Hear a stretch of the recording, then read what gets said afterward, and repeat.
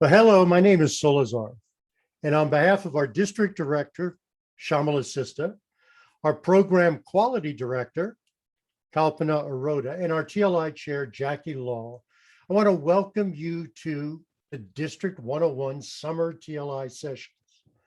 Now, the online TLIs are intended to provide information that helps bring our leadership and communication skills to the next level. But before I get into introducing tonight's presenter, I want to speak to you a little bit about the next level. So how many of you have heard about the District 101 program, the 101% Toastmaster? Now, have you ever wondered what would happen if you combined two or more of your favorite brain foods in one easy location or in 1 hour? You could wind up with a specialty club in District 101 Toastmasters, and you would be recognized as a 101% Toastmaster. You could also add a club in your company or your community or your career specialty, maybe even an advanced club. And that's what we're doing right now in our district. Some of the clubs we're working on include sales and marketing Toastmasters, wellness Toastmasters, performing arts Toastmasters, and many, many more. Now, those who work on the planning and launching of these clubs will be recognized as 101% Toastmasters. They'll receive a $100 gift certificate. They'll receive a special limited edition pin, a district director recommendation on LinkedIn, and more. All for sharing your interests with others in Toastmasters. So if you're interested in knowing more, or maybe joining a team already in progress, please reach out to Rita Barber, the District 101 Club Extension Chair. Now, once I'm done, I'm going to put her Toastmaster email right into the chat, so you can reach out to her about your ideas for becoming a 101% Toastmaster.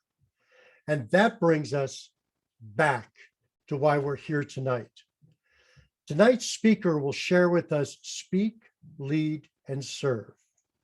Satish will explain about sharing the 5 C's from his experiences with Toastmasters. Starting as a kind teacher, he grew through giving by connecting, sharing, mentoring, and learning, and the lessons he's learned that he brought from Toastmasters into his business and his personal life. We ask you to stay muted during the presentation, and if you have a question, please enter your question into the chat. Both Jackie Law and I will monitor questions and provide them to Satish during the Q&A portion of the presentation. Satish sees Toastmasters as a way to continually grow personally and professionally. He's a member of 3 clubs in District 101. He's traveled as a club ambassador to over 50 clubs across 5 continents. And he enjoys sharing what he's learned through Toastmasters and bringing out the best in others.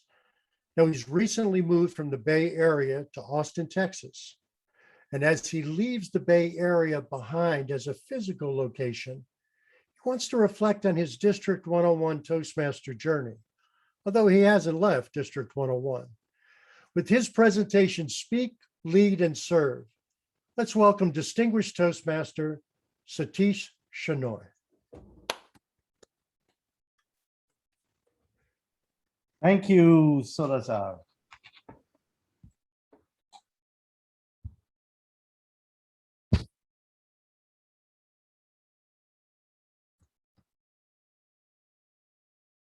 Hello, Satish, Shenoy. I butchered your name, didn't I?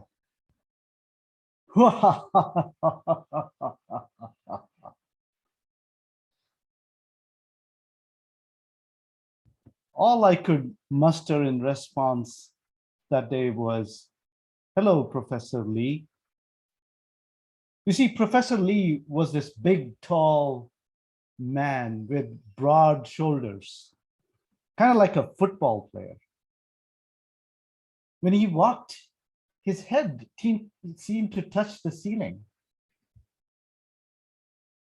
He had white peppery hair He had a booming voice and a boisterous laugh. Every time he laughed, his upper body shook. And then his pale face became beet red. It was a sight to behold. It was my third day in the US, and I thought my graduate program was in trouble. Now, Professor Lee came down and sat in front of me. I looked at him. He had a twinkle in his eye. He smiled.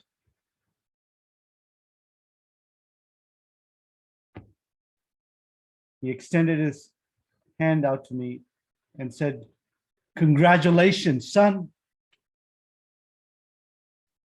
We have decided to give you a scholarship this upcoming semester.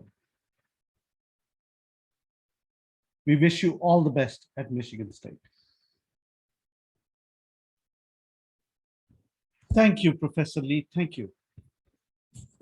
I was delighted. I was elated, over the moon about what Professor Lee had just told me, because it meant that I was getting a scholarship, a full scholarship nevertheless, to teach a freshman class of 60 students at Michigan State.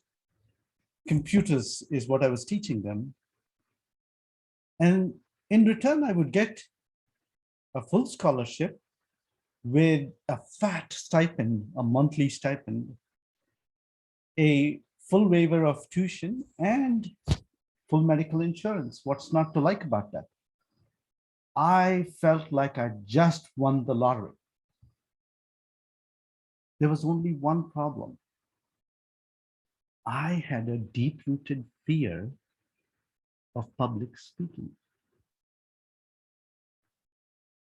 Imagine 60 freshman students looking at every move that I make on stage and doing the death-defying act of public speaking. I was almost tempted to go back to Professor Lee and say, you know what, you made a mistake. I don't think I can do this job. But then I remembered what my parents had said just a week ago when I left India for good. They had said, son, we scraped the bottom of the barrel, and here's our life savings, $2,000. I was so grateful that they had decided to give me their life savings for my graduate studies. But $2,000, even stretching that $2,000 was not going to last me a semester. Now that experience was my first serious test of public speaking. The next semester, I got another scholarship. And you know the best part? It did not involve public speaking. What I didn't know then was that I was missing a great opportunity to be a great communicator and practice my communication skills. So after graduation from Michigan State, I got a job. I tried to join Toastmasters to correct this wrong that I had committed during Michigan State. I tried twice, once in Denver, the other time in Singapore. I failed miserably. You know why? I blame pizza. Fast forward to 2012. I just landed in Cupertino, California. I got this email from a friend of mine, and it was about an open house at Toastmasters, Macintalkers Toastmasters Club on Apple campus. I was excited for two reasons. One, it was the Apple campus after all. It was exciting to go to the Apple campus. It had been a dream of mine, so I was looking forward to it. You know what was even more exciting? There was going to be pizza. Now, I went for the pizza, but stayed for the speeches, the people, the fun. And I kept going back and going back. And 8 years later, I had my distinguished Toastmaster award. It had been an amazing journey.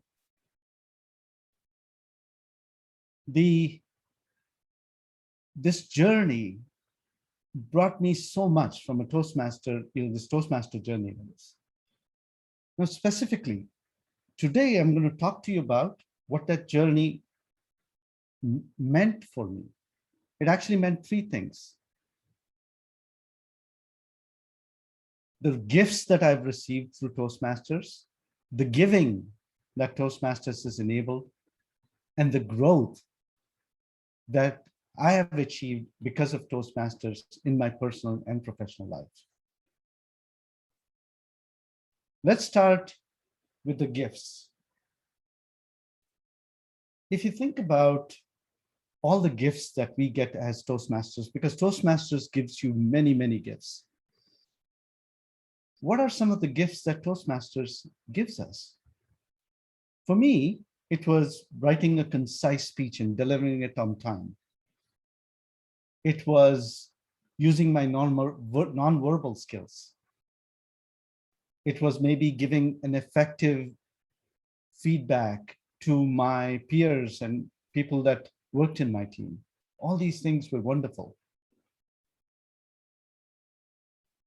So before I actually proceed by sharing more about the gifts that I received, I have two things. One, FYI, I'm going to share a copy of my presentation. I'm not going to use a presentation today, but rest assured, you don't have to take notes, because if you want, you can, but I'm going to share a detailed presentation after the session.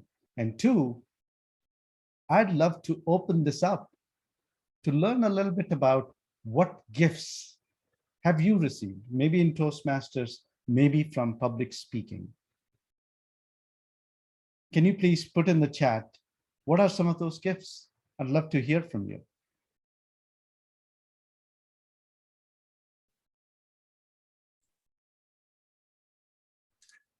Rajesh put in new friendships. Wonderful, Rajesh. Confidence Welcome. from Venki. Confidence. No more friends from Lee Chen. It's all friends. That's awesome. Confidence. Thank you. Welcome. Community Events. from Rita That's Barber. interesting. Connections from Priya. Storytelling. Diverse cultures from Gavin Wayne. I mean, clearly, I think the theme here is community. Nathan Gold said Satish is a gift to us. Thank you, Nathan. The check is in the mail. Yeah, newfound confidence to undertake leadership roles. That's awesome. That's awesome. Thank you. I just maybe I'll ask Jay, because he talked about running events. Maybe Jay, you can expand a little bit on tell me more, because yours kind of stood out a little bit. Yeah, with Toastmasters, after joining Toastmasters, I was very interested in hosting events and then what it involves, because I had never hosted a big event outside of my family events in a professional setup. So I understood what are the different roles it takes, and then how to find people and how to manage the stress that it brings. Wonderful. As a chair. Yeah. Yeah. So really, before Toastmasters, maybe you've not had the opportunity to coordinate events, Right. and put it all together. Toastmasters gave you that opportunity. And I'll say this, I'll add to what you're saying, in a safe setting, you can experiment, you can try out new things and still be, it's a safe environment. Is that fair? Exactly. Yeah. Yeah, exactly. Yeah. I like I'm fascinated by what Gustavo said, new perspective, like when you listen to a colleague. I like that he said listen, because I think that's one of the most important skills as Toastmasters. Gustavo, would you be open to sharing a little bit about what you said? Just listening. Yes, I remember one of our club members, he presented his point of view, said, I don't have a bucket list. I have a shot glass. Wow. And I only have 3 wishes there. And I put another one when I make one reality because I don't have much time left. I have cancer and I don't have more than 10 years left. And I have 3 children and I am a single father. Wow. That's a different perspective. You just saying that made my hair stand up. Wow. So much we should be thankful for, right? So that's amazing. But you use the skill of listening. You know, that's the biggest compliment you can give to anybody, right? To listen. Yes, and I feel honored that I get to listen to that colleague every week, knowing that his position, every minute, every hour that he gives to us in the club is very valuable to me. Fantastic. Very nice. Very nice. Thank you. Thank you for sharing, everyone. This is wonderful. Thanks for everyone. I know we don't have time. I would love to go through each one of these. I think somebody shared, Rita, it was shared community, confidence, Venki. You know, there's so many good inputs here. Thank you for sharing that. Indeed, so many gifts that Toastmasters give us. For me, top of mind, there are 3: courage, curiosity, and compassion. I mean, I could have picked any one of these that are in the chat, but let me start with courage. So growing up, I was a painfully shy child. It was so painful for me because whenever somebody would come over, maybe a relative, a friend, an acquaintance, I would actually hide in parts of the home until they left because I didn't want to face them. Just something that I had growing up, especially as a child. And I still remember that because I have transformed and, you know, things have changed as a person, but that stuck with me. And then you remember the Michigan State experience where I looked for any excuse to get out of that opportunity, really, right? It was a great opportunity, but I treated it like an opportunity and not taking advantage of it. Toastmasters really enabled for me a safe environment where I could find my voice. It was one of the first times in my life where I found my voice. I could express myself. It was a safe environment. I had people, Rita talked about community. I had a community that was really kind and wanted to help me. I knew where they were coming from. All these things, right? That gave me the courage to really find that voice within me. So the first gift I talk about is courage. The second gift is curiosity. Now, if you think about Toastmasters, it's a multicultural, multi-ethnic environment. For many, English is not a first language, right? We know that. Yet it's amazing to see how people that come into Toastmasters, and I've been with Toastmasters about 8 years, I've seen such amazing transformations where people come in, they might be able to speak a few sentences, a few broken sentences sometimes, but the community lifts them up and really supports them. And you see this transformation they go through. Now, this kind of transformation made me curious, right? That's for new Toastmasters. If I think, I just look across the virtual room here, you know, somebody like Declan or Solazar is amazing at humor, right? How do they do that? What makes them tick, right? That's the curiosity that I had, you know, coming through to Toastmasters. Or Rita, she can inspire people, you know, 1,000 people at a time. Or Venki can really influence people with, you know, things that are not quite, you know, it's not very obvious. He'll state something and it's like, oh. So I'm just giving you examples. I could keep going. Nathan Gold, amazing presenter. So all of these, you know, many people within Toastmasters, I see Henry.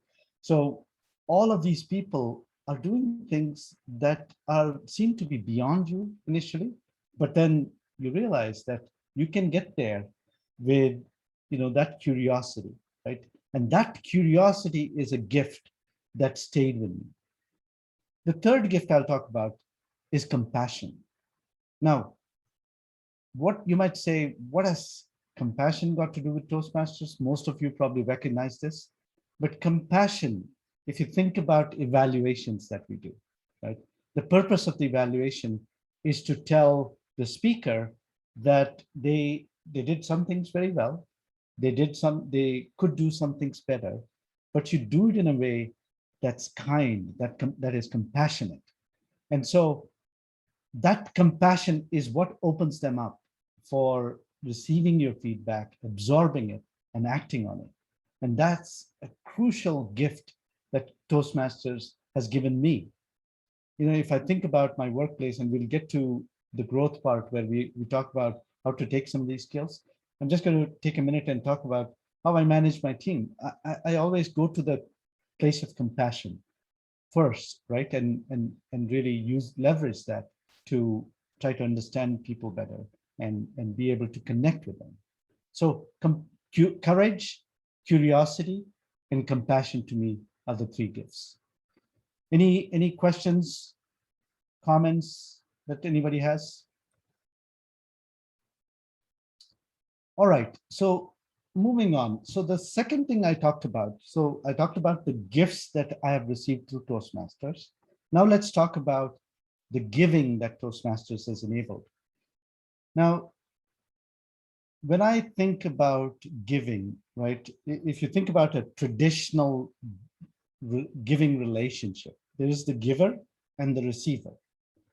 Now, if you think about usually what where people go is, oh, the receiver usually gets much more than the giver, right? And that's how I thought about this too, the giving relationship.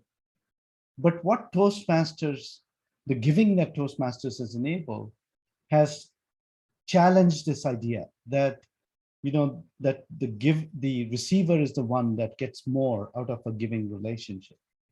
Let me share a couple of things that I have found in my experience with Toastmasters. The first thing that I'll talk about is connections. As I go through my career, what I've found is my net worth is my network, right? Because as you got to get things done, and your network really is the one that comes to your rescue.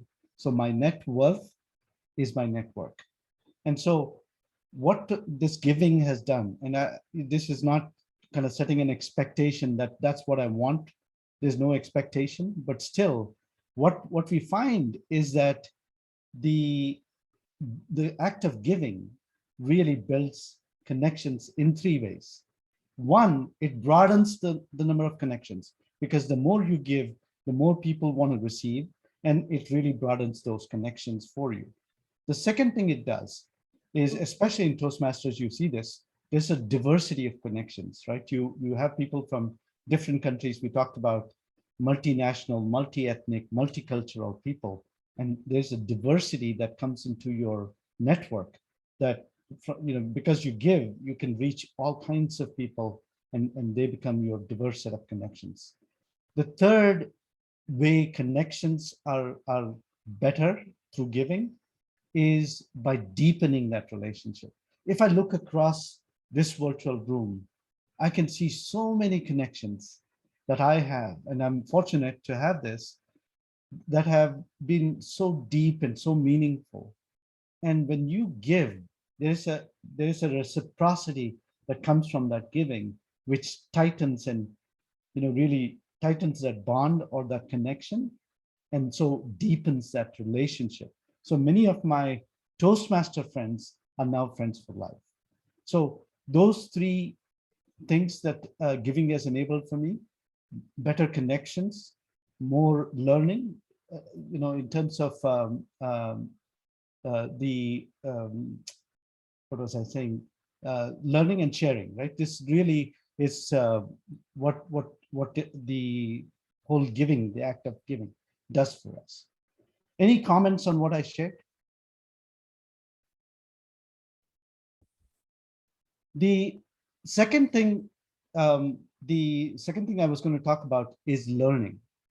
Within that, what giving does for you. So within the time I have spent at District 101, I have done workshops in mentoring, productivity, scaling up, storytelling, vocal variety. I see some people that I've done these workshops with. And in learning, right, if you think about doing those workshops, you better know that topic really well. Now, when it comes to learning, there are 3 stages of learning: learning for awareness, learning to be an expert, and learning to teach. Learning for awareness, if you think about learning for awareness, what you recognize is that, for example, when growing up, my mom would teach me how to cook. Now, I'm not a great cook. I think my family is on the line. My wife is an amazing cook.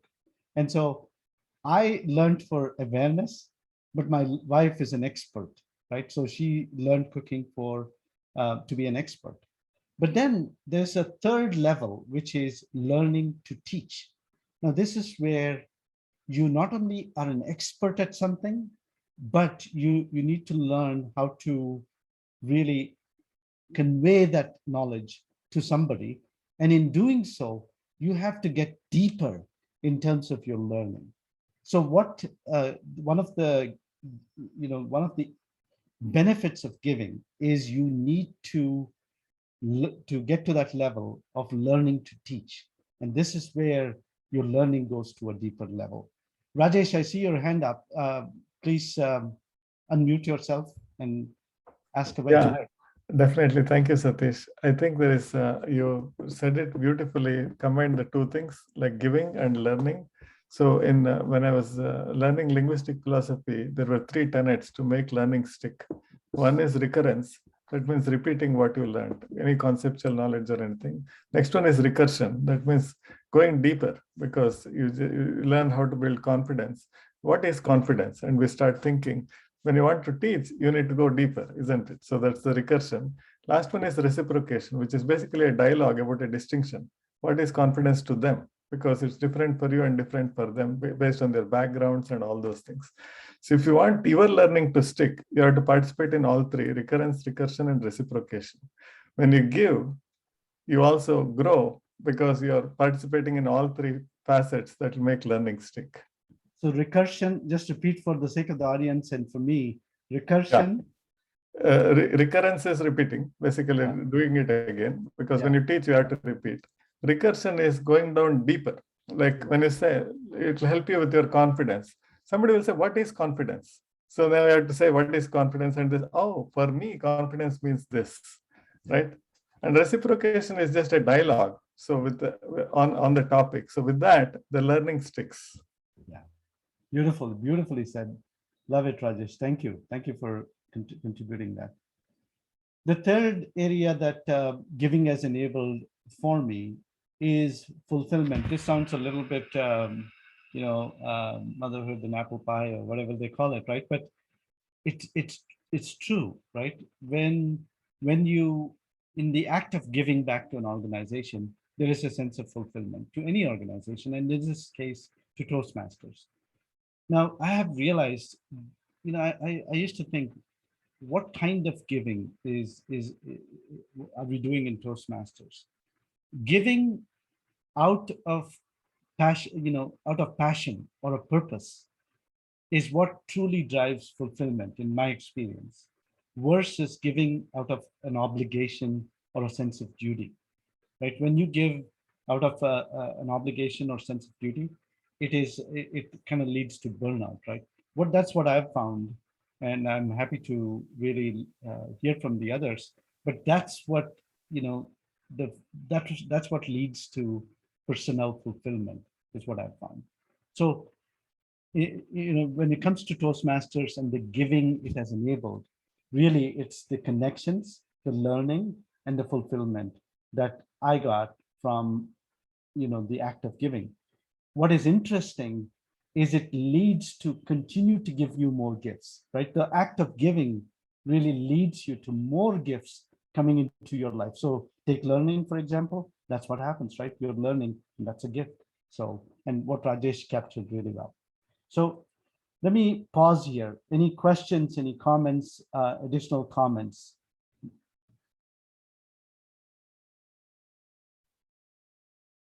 What has giving enabled for all of you?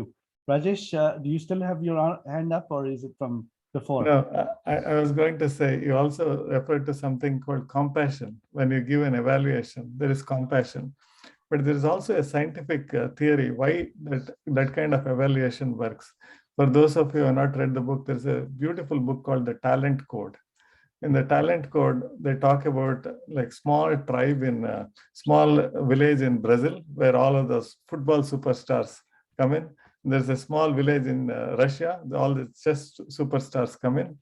So basically, that's exactly how it works there. So basically, they don't have all the resources, but what the teacher does is, whenever they teach something, exactly where a student makes a mistake, they exactly pinpoint it and they make them correct it, and they become superstars. That's the method that Toastmasters uses. In the evaluation, we exactly say, oh, this is exactly the mistake, and they fix it, and they grow to become superstars. It's beautifully said. That's incredible. So I'm curious. Thank you, Rajesh. Thank you very much. That's really helpful. I'm curious. There are several seasoned Toastmasters in the room. A lot of you have given to Toastmasters and given to other organizations. What are some of the things that has enabled for you? What has that in some ways given back to you, right? Any thoughts? I talked about connections, learning, and fulfillment. What has that meant to you? Rita, can I call you out, or Declan, or Winky, or Henry? Certainly. So specifically, your question is giving. What has giving enabled for you or brought to you? Because Rita, in the district, you are one of the people that gives a lot, right? What has that brought to you? It's a back and forth sort of thing. The more I give, the more I receive. The more I learn, the more I can share. The more I share, the more ideas come up.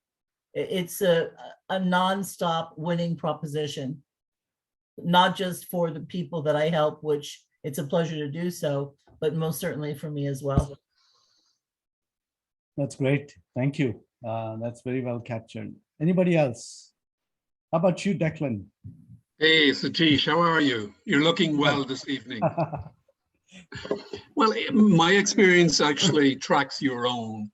In the giving through workshops, which is sharing what you have learned and hopefully helping people shorten their own cycles of learning, it has brought me to going deeper into subjects, understanding barriers that others may have and navigating through that and helping people. So Rita said it, there's a cycle of learning back and forth there. But for me, it's been that exploration of topics that are at a deeper level than I would have done on my own, Satish. I would have been happy with the level of understanding or what I thought was my level of understanding, but teaching a subject says, well, there are some smart people in the room and I better think about this a little bit more. So that's been an amazing benefit. It challenges you to go deeper, right? That's right. That's right. Beautifully said. Satish, if I may add to what Rita and Declan just said, at one of the previous sessions, the statement was made that when you teach, you learn twice. And I thought that was very important to understand the concept of learning from those who you are teaching. It's a give and take. So I appreciate any opportunity I get to learn or to teach. Yeah, beautifully said. I love. Yeah. So anyway, this is really Henry. Thank you for that, and Declan before that, and Rita. So you know, it's really that cycle, right, of teaching but also learning. Now I'm going to move to the third part of this, which is really the growth that I've been able to achieve thanks to Toastmasters, right? Both in my professional and personal life. We talked about the gifts, we talked about the giving. Now let's talk about the growth. This is perhaps the most important part of what I'm going to say today, right? If there's one part you have to pay attention to, I think it's this one. Because in the end, you know, we learn a lot in Toastmasters, but the application of those skills from Toastmasters, whether it's in your work environment or your personal life, is what is key, right? That's what makes the difference. I mean, we can do speeches all we want in Toastmasters, but if I can't apply that in my workplace, if I can't, you know, for example, we do evaluations. If I can't take that and apply it maybe in coaching my child, think about that, right? What uses this skill that we learned in Toastmasters, right? So it's really taking that those skills that we learn in Toastmasters and applying them to the work environment. Now, I will share a couple things. I'll stop and ask you for questions. So please do think about how you're applying the skills in the workplace. But let me start by saying the first thing I'll share is what I call lost in translation. And what, you know, if you think about the skills, right? You actually, I did something that a friend of mine, Mr. Declan, helped me. And so if you think about, I think you can't see this, maybe you can. No. Okay, there we go. So if you think about Toastmasters, right? Before Toastmasters, you bring a defined set of skills, right? Maybe there's a few skills you have. In this case, I wrote down speaking one-on-one and speaking to small groups. And then as time goes on, what happens? You start developing skills in Toastmasters, right? Speaking to large groups, maybe vocal variety, and then on and on. You keep doing that where you continue to develop those skills.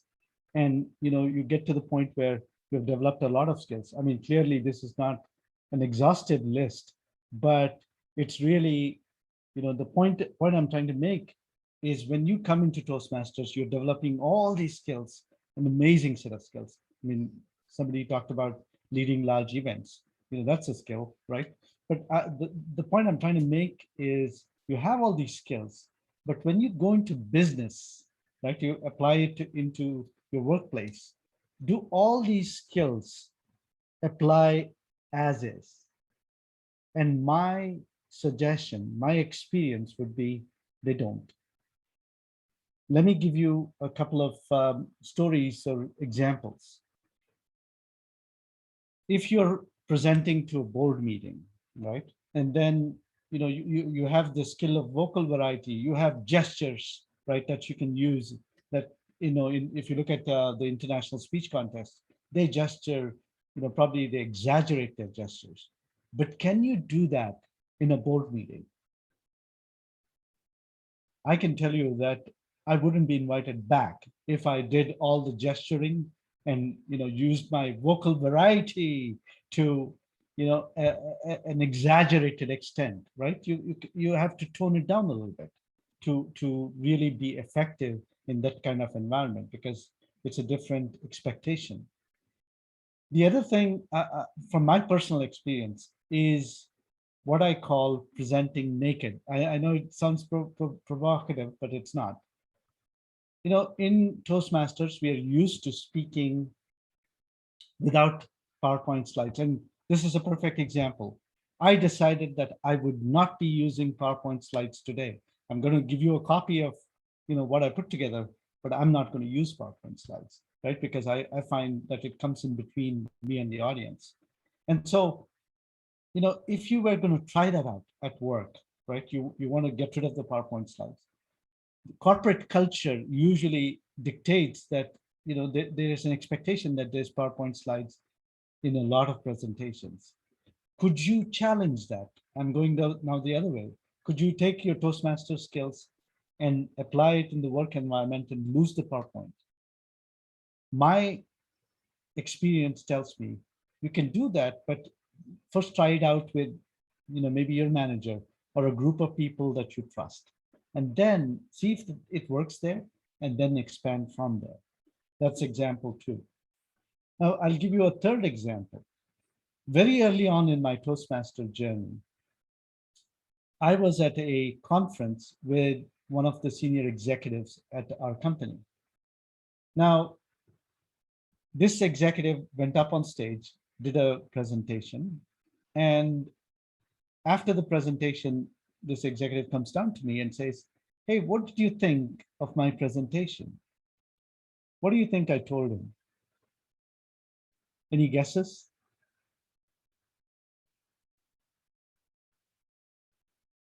Remember, I was early in my Toastmasters journey, and this executive had a lot of verbal fillers. What do you think I told him? I mean, I should have been careful, but what I told him, that's right, Amit. I almost made a career limiting move, right? Which is, I told him that, oh, he was using, because he kept pushing me, right?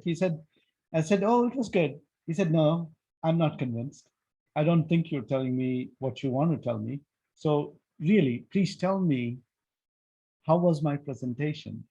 And my message to him was, well, since you're asking, and I learned this at Toastmasters, I want to tell you that you used a lot of verbal fillers, ums, ahs, and and I think I actually told him, oh, you had 15 ahs and 21 ums, and well, it was not a good idea, right? It was never going to be a good idea to do that.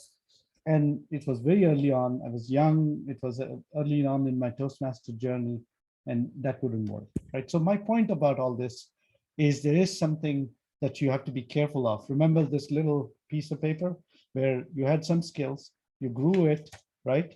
But then in business, maybe you can use only half of those skills or tone it down, right? So here's my question to you. What's been your experience taking what you have learned in Toastmasters and applying it to your work environment? I'd love to hear a couple at least. I know we don't have too much time. How about one person telling me? Go ahead, Rajesh. Yeah, I'm thinking, I understand what would have happened when you give that unfiltered feedback. The only context in Toastmasters and outside is in Toastmasters, people are looking for that feedback. In the corporate context, they may not be looking for that feedback. So what I would do, and I'm sure you're also doing it now, is to first make sure that you get their acceptance that they want to get this feedback. So one way to do it is, I have so many things to say, but I don't know whether you want it to be plain and simple, very detailed, because I go to this Toastmasters, we learn a lot of things, but this may not be the context, but if you want, I'm happy to share it. Otherwise, I think it was great. Thank you. Thank you, Rajesh. Anything else? I say the good points first. Lee says that's great. Jay, go ahead, please. Yeah, in company meetings, the professional meetings, normally I tone it down, as you mentioned, all my vocal variety and then body language, everything. But once I was giving a speech in a Christmas party, I thought I should exhibit all my body language, and I did that, and then I got down, and then people asked me, why were you dancing there? That's awesome. Thank you. Thank you for sharing, Jay. How about you, Declan? Last one. Last one. Satish, your story about PowerPoint reminds me of my experience. So I worked in the startup world and talked to my almost favorite people who are venture capitalists. And typically you'll use PowerPoint and you'll tell the story. I've been able to transition from PowerPoint to telling stories without the help of PowerPoint. And basically I go to a whiteboard and I'll say, here's our mission, here's our team, here's our ideology, here's our ideation, here's where we're coming from. And then I'll talk about the team, I'll talk about the organizations potentially that have helped us. And you begin to craft a story of the evolution of, in this case, the technology and the company. And what you find, Satish, what I found is that it enables a much better conversation with potential investors because they begin to see where you've succeeded, they hear about that, and they hear where you've perhaps stubbed your toe and what you've learned along the way. And it just forges the connections that you talked about, a deeper level connection in a traditional business environment. So using storytelling for me has been, I would almost go as far as to say transformative. That's awesome. Thank you. Jay and Rajesh, you've contributed a lot. Jay, thank you again. And Declan, that's a great example. I love it because I've seen how powerful storytelling can be, right? So thank you very much. Satish, this is Venki. Can I just have a quick second? Yeah, please go ahead. Yeah. Thank you. So I think you made a good point in terms of lost in translation. It's not only we learn a lot of new things in Toastmasters, just like anything else, it is a tool. We need to know where to use it and where not to use it as well. And ums and ahs, I've done that mistake before. And I believe in some occasions, it is good to use a little bit of reluctance and fillers, especially when you're conveying some bad news to somebody. You don't want to be a confident speaker with vocal variety in all of these elements. You may need to just tone down and ahs and ums, a little bit of reluctance, a little bit of searching for words, just to show that compassion in that whole conversation. So just an example, but there are quite a few other cases. Interesting perspective that where you can actually, be more natural and use ums and ahs. That's a incredible thought, Venki. That's interesting. Very nice. Very nice. Thank you. Thank you for sharing that. The second point I'll make about, second example I'll give you about, bringing Toastmasters in the workplace is the art of listening. Now, in Toastmasters, we tend to focus on, oh, I need to improve my speaking. But what I've found is that listening in business is equally, if not more important. There's a great saying, when you speak, you repeat what you already know. When you listen, you learn what you don't already know. And so, I'll give you a perfect example. This was a few weeks ago. I was a new executive had come into our business, and he spent about half an hour talking about what he wanted to achieve, the critical success factors, and he had some great things to say. At the end of the meeting, he said, at one point during this meeting, I talked about my 3 priorities. Anyone in the audience, can you tell me what those 3 priorities are? And so, my point is, and I was able to do that. And we have been able to, he manages the business for us in the Americas. And, it was really incredible that how much that made a difference in our relationship, because listening is the best compliment you can give anyone, right? So that's what I was able to do. And what I've learned from that is, listening is almost as important or even more important than speaking. And so the third area and the final area in this thought, or the area of translating those Toastmaster skills into business is less is more. This reminds me of a great quote that I heard. If I'm able to speak for 5 minutes, give me a week. If it's for 15 minutes, give me 3 days. If it's for an hour, I can speak now, right? The whole point of that is that, if you want to speak for less time, to be concise. You have to prepare. You have to really be thoughtful about it. You have to practice, right? So what I've found, especially for people, in my case, as I go up that corporate ladder, it's more important to be concise. It's more important to take a complex topic, let's say, and distill it down to something very, very simple, right? And when you do that, you can connect much more. So less is more. And I think in Toastmasters, we have the luxury of practicing this when we do 5 to 7 minute speeches. We're trying to compress whatever we want to say. So let me pause there. Anything, any of the other examples that come to mind? Let me hear from somebody who has not spoken before or has not talked yet. I'd love to hear from someone. You can also put it in the chat. What are some of your experiences? What have you learned taking Toastmaster skills into the workplace?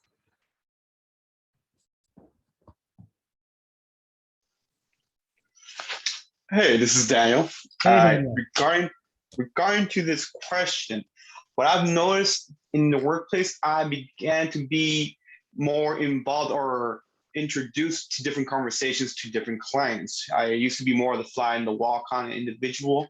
I just typed away my inventory, but now I have salespeople asking me if I want to participate in their Zoom calls or presentations and see what areas they want to improve to express and put more attention to the areas that they want to focus on. As well as in my meetings, my sales meetings, and every Monday, I began going from the guy who they push to the end to the guy that put in the middle to pick up the energy and have a little back and forth to make sure the salespeople are aware that inventory is available, as well as we're here for a good time. That's awesome. Thank you. Thank you, Daniel. That's incredible. Hi, Satish. Hey, Gavin. Hey, welcome. Please. Okay, thank you. One example Yeah. or situation I have found that's really helpful in my career is to listen to the hidden assumptions or implicit assumptions. Recently, I have been working on creating 101 companies based on conversational AI, natural language processing. And I just realized that the most important thing is to listen carefully about the underlying assumptions from the team members in, for instance, London, Sydney, yes, in China. This has saved me a lot of time because I can just connect the hidden dots. As a result, I can communicate with them more effectively and discover some hidden issues earlier. And that can save a lot of time, money, and energy. That's great. That's great experience. Thanks for sharing that. I can see how that will be really effective. So thank you, Gavin. By the way, thanks for everyone for sharing that. What I want to do is at this point conclude the session by saying this, right? My journey in District 101 is as follows. First, I participated in a lot of Toastmasters meetings and workshops and so on, and received a lot of gifts, right? The gifts that I've received from Toastmasters are lifelong. The second thing, secondly, it's the giving that Toastmasters has enabled me. And as a result, I continue to receive more gifts. And then finally, and the most important, is the growth that Toastmasters has enabled, because we can use those skills to really, leverage at work in your personal life and be more successful, connect better with people, and truly make a difference in lives all across your environment and your workplace and so on. So if there's one thing, my call to action to you is this: think about all these great skills that you're learning from Toastmasters, right? And think about how can you apply those skills in your work life, in your personal life. if there's one thing you take away from this session, it's that call to action. The more we do that, the better off we will be. So that's it. Well, thank you, Satish. And I want to remind everybody that Satish will stay and answer questions, but we're going to be wrapping up the formal session at 7, if you need to leave at 7. And also to remind you that our next TLI is next Tuesday, August 31st, with Renee Yao and Kushbu Shah sharing proven tips to promote and personalize your events and businesses. So visit d101tm.org TLI to get more information and register. So Satish, thank you for that brain dump of all that you've learned through that journey. I mean, it was coherent. So I don't want to make it sound like it was a dump, but it was a lot of information that you shared, a lot of good interaction. One of the questions that you were posed earlier was, what surprised you most about Toastmasters when you actually got involved? What was your biggest aha moment? There's 3 things I think at least 3 things come to mind as you ask that question to me. So first thing is the impact of the community, right? If you look at what Toastmasters community does for you and that transformation you go through, that's number one. The second, to me at least, that occurs to me is how important these skills are, not so much within Toastmasters. Toastmasters is a great learning lab, right? But also outside of Toastmasters. And third, I would say how quickly the transformation occurs surprises me in terms of the people that come into Toastmasters. So those 3 things kind of jump at me as what surprises me the most. I thought there was a lot of gold in what you shared. And especially, I was very taken with your net worth equals your network, which goes back again to that community built through Toastmasters. Yeah, no, that's, by the way, that's, I have to thank Venki for that. I heard it first from him. And, he said that one day and I was like, wow, that's really true for all our workplaces. So yeah, no, thank you. And I wanted to go back to, you said the learning was 3 levels, was the awareness, the expert, and then we teach. Yeah. So when you got into Toastmasters, you were already experienced in your career. And when you started to go through, let's say, the awareness and the learning process of Toastmasters, you've shared that the community was a big aha moment for you. But what did you take away from our Toastmasters awareness and learning environment that was different than what you had experienced in your more formal education up to that time? I think it's really the practical aspects, right? What we find in the traditional learning environment is a lot of, theory, if you will, right? Where in Toastmasters, you actually get to practice what you're learning every single day. You're put on the spot. You got to really practice what you preach. But if I go back to university, right, we learn about all these different topics, but a lot of the time you don't get to actually practice what you are learning. Here, you really do. So I think that's the biggest thing for me, where you get to learn, you get to experiment, you get to practice, you get to really push the envelope a little bit. Let me try this, and let's see what happens, right? That was the biggest difference for me. And from an interesting observation, I think this may apply to you as well. It strikes me that very often within Toastmasters, we find ourselves mostly surrounded by a big group of introverts. There's some extroverts, but mostly these introverts. I also believe, I don't know how you feel about this, that encourages the community. When we create that safe place, the introverts feel much more comfort. And I think that expands our communities. Just a thought I had, but it does, right? Because then there's the, if I think about it, it's the yin and the yang, right? Yeah.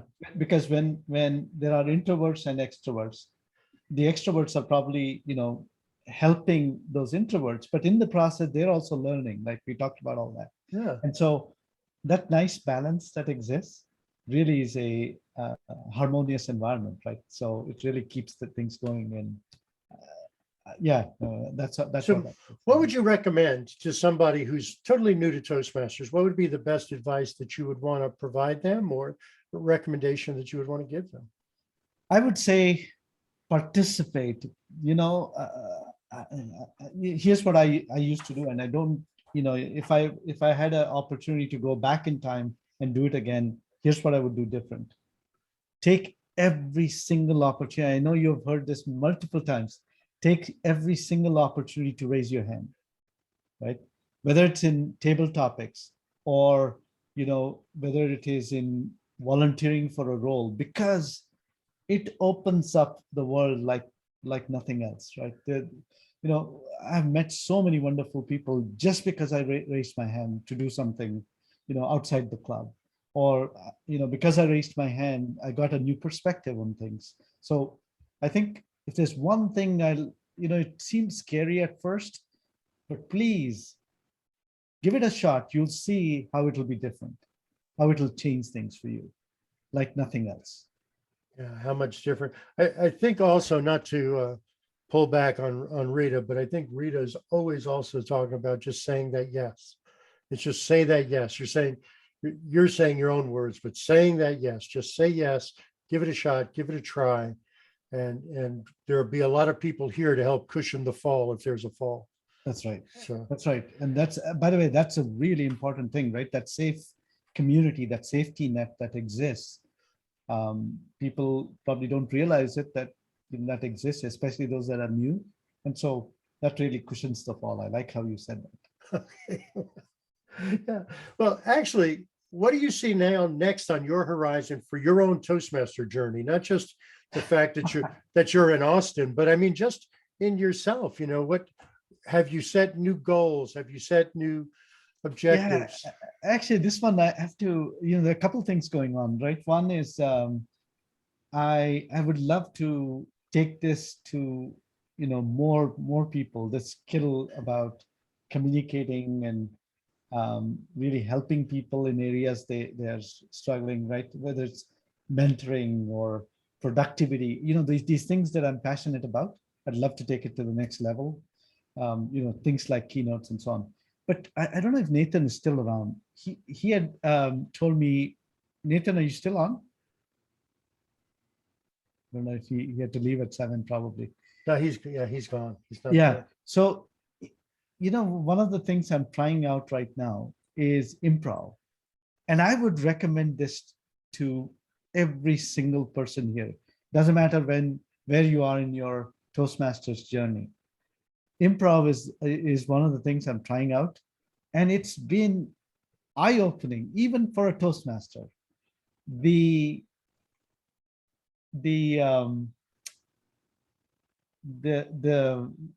impulsive part of improv has been refreshing, actually. I mean, we do to an extent in table topics, but improv just takes it to the next level. Actually, I brought up Nathan because he's the one who said, I was asking him, what can I do next? And he said, why don't you try improv?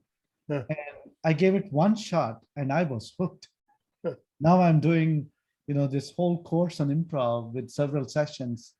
It's been an amazing experience, actually. So Now, not quite the same thing, but I do want to remind people online, we do have Silicon Valley Improv, which is an improv club, and we also have Carmel Improv, which just chartered back in June. So we've got those two going. If they want to mix a little bit of their Toastmasters with improv, get their feet wet, and then maybe dive in somewhere else.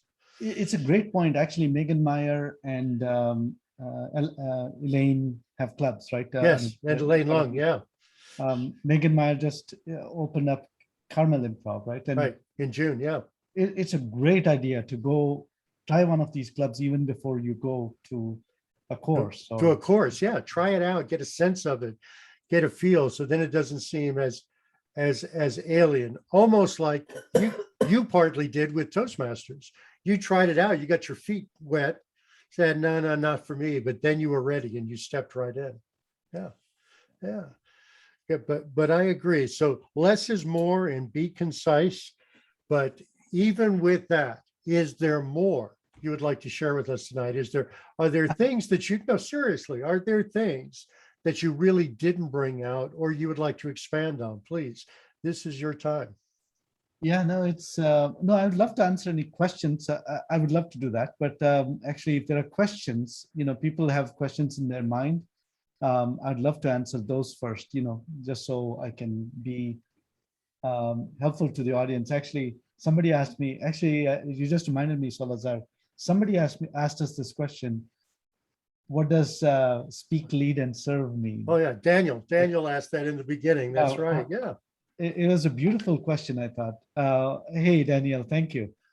What, for the sake of the audience, do you want to ask it again, Daniel, just so people can hear what you asked? Yeah, sure. Yeah, so I said, yeah, so your title is about speak, lead, and serve. Does the order matter? Yeah, so, and this is my view, take it for what it's worth, right? But my view is, if you think about Toastmasters and, it's really about applying those skills in the real world, leading and serving is part of leading, right? To me, being a leader is serving. And so, and I don't mean this in a cliche way, right? I'm managing a team right now at my workplace. I see my role as really helping them succeed. That's it, right? So that's serving to me. And by serving, you're a leader. You give them some guidance, you give them all that. And then speaking is important because you want to communicate, but that's, to me, it is secondary, right? Compared to serving. So leading and serving go together, and speaking comes next, listening, all of that. So anyway, that's how I see it, right? But Salazar, I'm curious what you think, and Henry and others who have Kalpana. Well, since you asked, I will tell you what I think is that I think the greatest gift of Toastmasters is that it teaches us that service is the greatest way to grow and learn. I really believe that. Beautiful. I learned that the hard way when I was probably 5 years into my Toastmaster journey. I belonged to a club, and I said to a member there, Carl Thormeyer, who's got almost 60 years in Toastmasters now. But I said to him, I said, well, I've got to leave this club. I said, I'm not getting anything out of it. And he just looked at me and he said, well, then it's your time to give. And I will say that it took me a while to register with that. But, I think Rita touched on it. You touched on it. Raji, several have touched. Henry touched on this too by quoting Freddie. We get so much more by serving than we do by trying to get. To me, it's miraculous. That's how I feel. Wonderful. Thank you. Henry. Yes, there's a time to reap and a time to sow. So you have to know when you're leading and when you're following. And it is a very important, it's a balance, because you have to remember that this is a voluntary organization. Yeah. And you have to find that balance to make sure that whether you're leading or following, you have a consensus and an understanding that this is all for the benefit of the people you are serving, the members. Nice. And that is a very important balance that has to be struck. Beautifully said. Very, very nice. Now, I don't want to take anybody away that wants to address that question that Satish asked, but we did miss a question earlier from Amit, who asked, when you were talking about improv, before we talked about the clubs, if you meant improv theater or something else. Oh, I mean, improv theater can be one form of improv. There are ways you can learn improv without theater, if you will. You can just learn improv in a informal setting without, the theatrical aspect, I guess, is how I would say it. And by the way, whether it's Megan Meyer's Carmel Improv or Elaine's Silicon Valley Improv Master. Silicon Valley Improv. You know, you go test it out there, Amit. Maybe that's a good place to test it out. And then, you know, you can even, you know, what I did, I'll just tell you what I did. I went and signed up for an improv course once I tested it out. You know, that's what I wanted. And I'm really enjoying it. Both the improv clubs as well as, you know, going to do a formal improv course. But, you know, you also spoke about Rita is always giving year after year. But someone who also stepped into the breach this year was Kalpana, who stepped up into program quality director. So I'd be curious as to how she feels about serving, and since she's always serving. She's an amazing example. Yeah. Thank you, Salazar. I actually agree with what Salazar when he said that the minute you feel that you're not getting out of something, then it's time to give. And I really agree with that. I think somewhere, where did I read this? Was it one of the TLI sessions, Salazar? But somebody said that they became leader by accident. Yeah, yeah. I think that was Lance. I think that, was it it was a TLI session, right? Yes. And that just resonated with me. I just was doing what I like to enjoy, and I didn't know, I didn't even know people were looking at me as an example of what I am doing. If anything, I would just say if people think me I'm a leader, then it's by accident. Oh, come on. But I just like to do what I do. And one thing about me is that if I like to do something, I do it with full passion, full energy. And what I have seen is that when you do stuff with full passion and full energy, it is contagious. People around you start getting into it, and they are either with you with that energy or they just leave you. Both things are good, because you don't want to be, you want to be in a team that's working with the same level and same passion. And those who are not matching with that and they leave by themselves, they find somewhere else that their energy matches. And in either case, I think that's a good thing that happens. That's what I feel. And someone at my work, we had a session years ago, and that session was about managing versus leading. And the biggest thing that stood out in that session from the presenter that day for me was that nobody said, I am a leader, come follow me. Leaders don't need to ask. Followers go to them. And that's a true leader. And you just do what you need to do and people will come to you. That's what I believe in. Beautifully said. Wow. Thank you, Kalpana. Thanks so much for being put on the spot. And I'm sorry I missed the session, but I am going to go back and go through your recording. I had to be in a COT for the first part.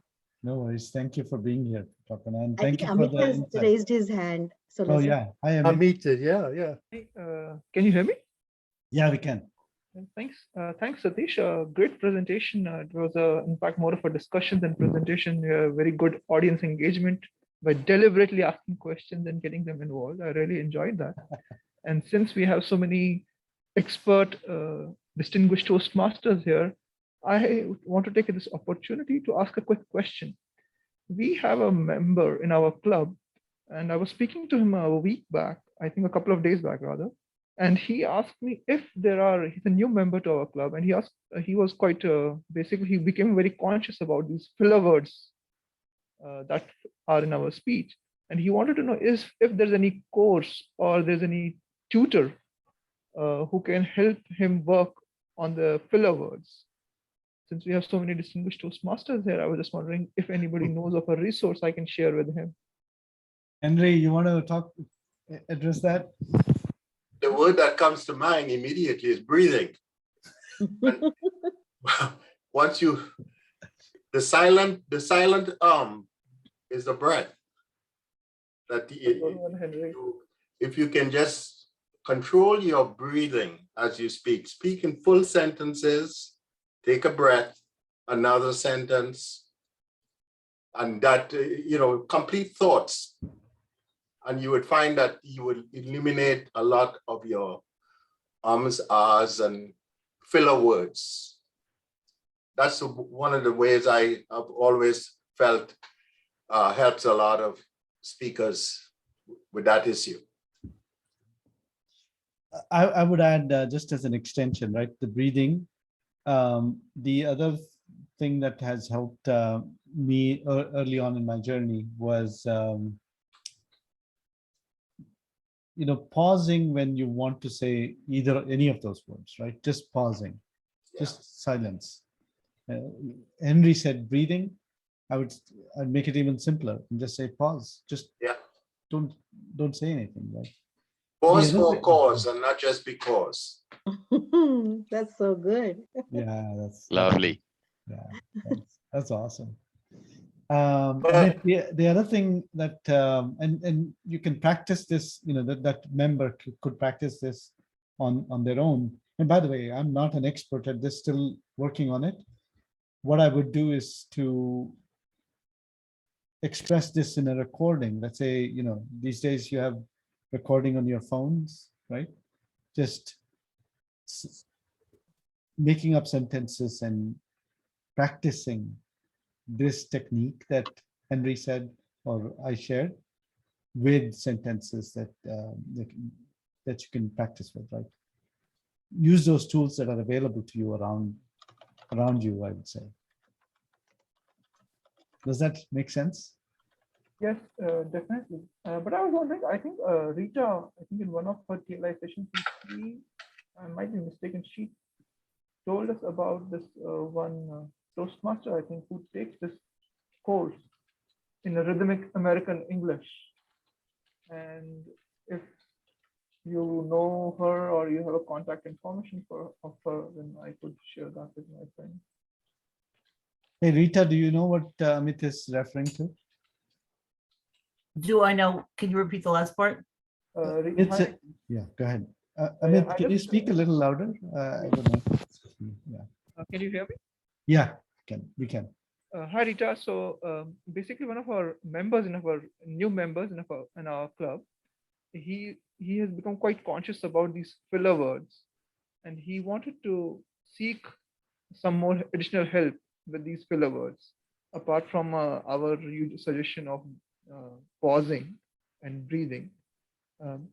So what he said was, what I was reminded of was that in one of your TLI sessions, I think it was you who told us about another Toastmaster who takes this private course of, I think, rhythmic American speaking, like speaking in American English in rhythms. I think American English has its own rhythm. I remember attending that session, and I wanted to know if I have the contact information of that Toastmaster and share it with my friend. That, unfortunately, that Toastmaster who taught that course, and it was very good, has retired. I guess she thought she did enough good, didn't have to say yes anymore. Oh, really? But a couple of months back. Okay. But I will tell you, really, I am a first-generation American, a mother with a French accent, father with an Indian accent, and there are many other accents in the family as well. What I learned early on is that it's never about, for accent itself, it's never about reducing the accent, it's about managing the accent. Yeah, right. I think he has a problem more about, like, at least what he told me was about fillers,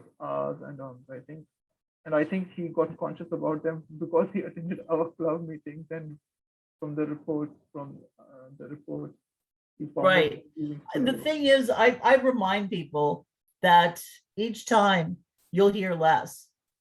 You may go in there and people may feel like, oh my God, here she comes with her all-counting report, and there's going to be so many on there. The next time there'll be less, and the next time there'll be less again and again and again. Right. You're learning and you're growing, and it's not a speed thing. I also tell people, don't be in such a hurry to speak so much that you don't learn when you don't speak. right? There's music in between the notes. So give yourself an opportunity just to learn from other people sometimes and what they do or don't do, rather than feeling like it's all on you. Thank you. And is there any project or in any of the pathways which I'm sorry?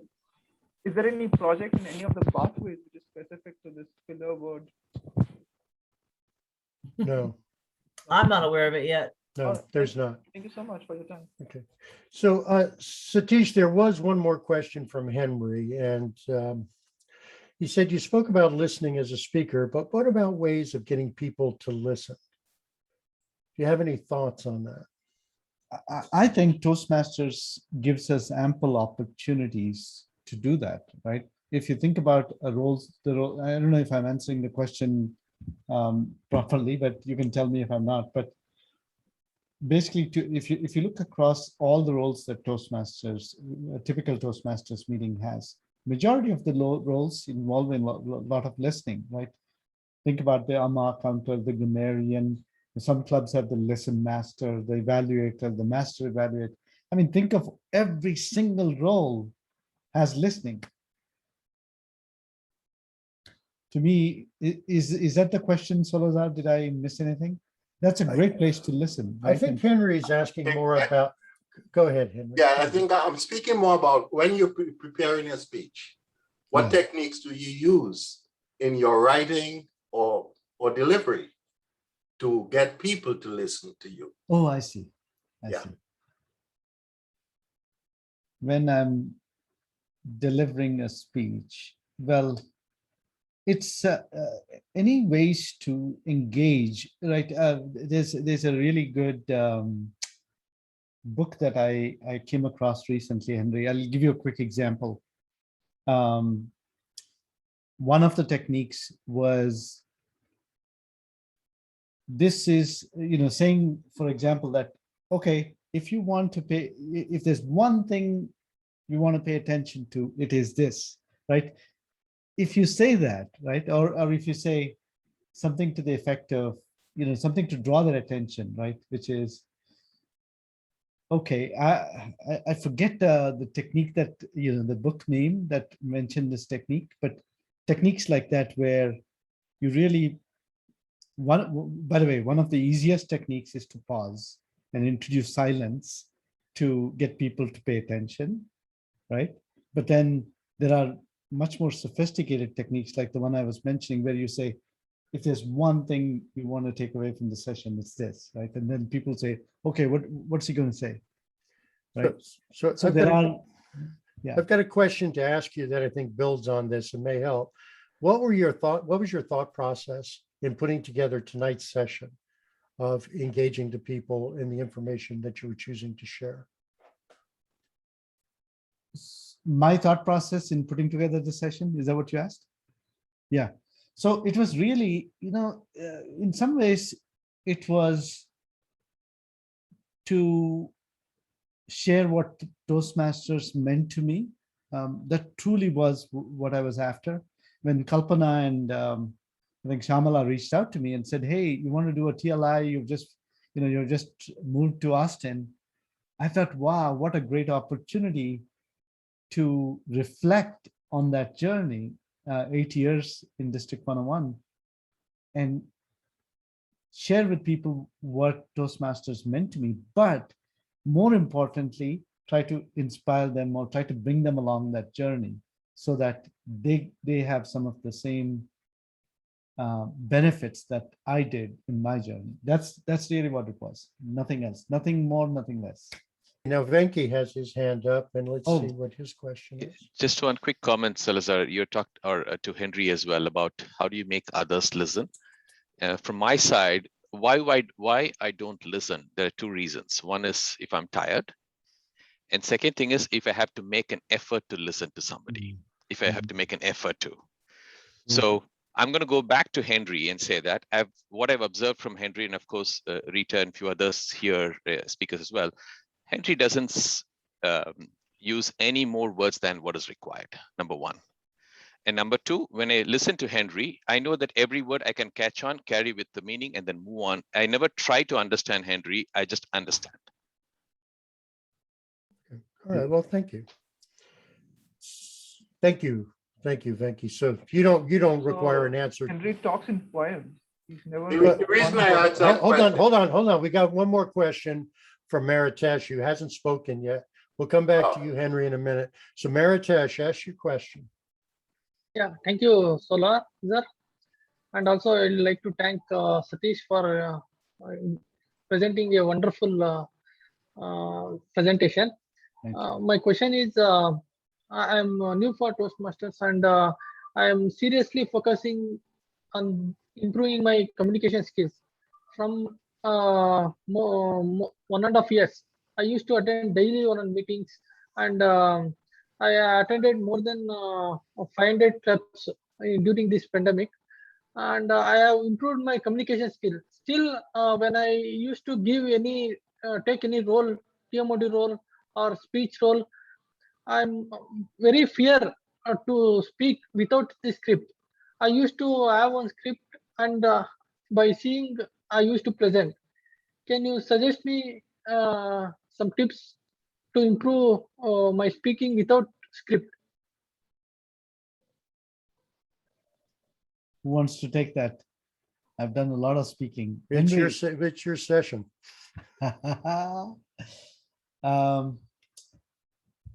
I would say, first of all, continue the practice. But let me ask you, have you figured out what it is that, what stops in the way? I mean, when you listen to evaluations, for example, maybe I'm not answering your question, let's see, but you're asking, you want to do this without a script. And so, for example, this presentation I did, I practiced it probably a dozen, maybe more than that, right? Dozens of times, especially early on. Let me ask you, how much do you practice your speech? Maritesh, this is a question to you. How much do you practice a speech before you give it?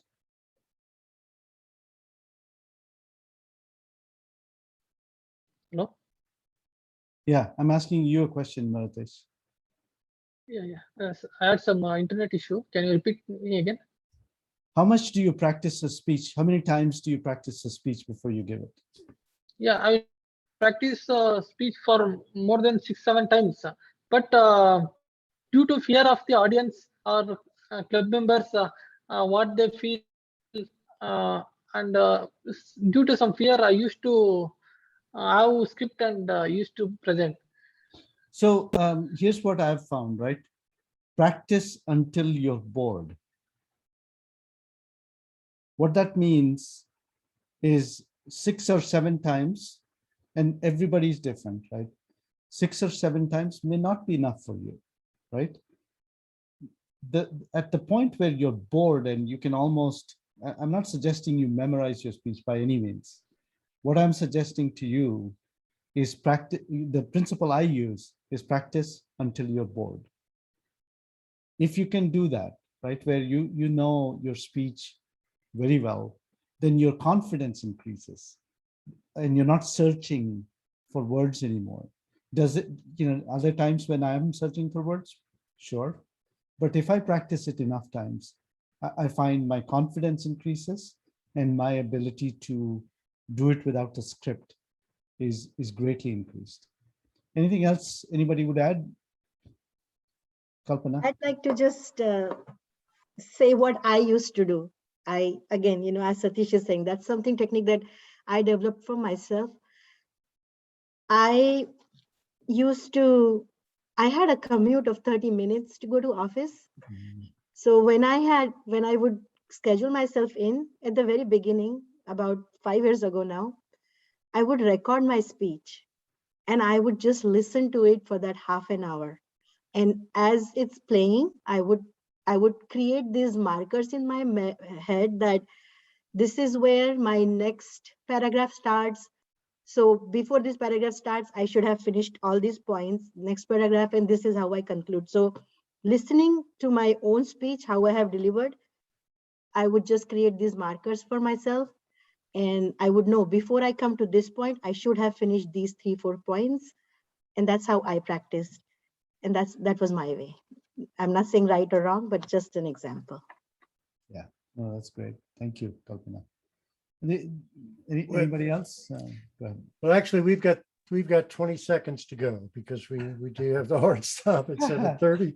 So Catherine, I think Catherine had a quick comment. I was just going to say, Marutesh, if you are writing your whole speech out, once you practice it enough, you might try to reduce to just bullet points or shorter hand versions of what you're writing so that it's just easier to see the whole speech in one card. And that's just another tool that you might use. And maybe you're already doing it. Thank you. Here's one last thing I'll add, Marutesh. Practice it with different audiences also, right? Different people. You know, just, you don't have to, I'm not talking about your club, right? If you have friends, get on Zoom, deliver your speech. You know, get into that act of delivery of the speech itself before you go and deliver the speech. You know what I mean by that, right? Where you're on Zoom delivering, like you are delivering the speech, but you're doing it with a friendly 1, 2, 3 people, whatever it is, audience. okay, thank you, Satish. I want to thank you for everything and for everyone else's comments this evening. We've got to wrap her up and remind folks that next Tuesday, the 31st, we'll have our proven tips to promote and personalize your events and businesses. Please go to district101tm.org/TLI to sign up if you haven't done that already. And Satish, many blessings there in Austin, Texas. Thanks everyone for coming. Thanks for attending.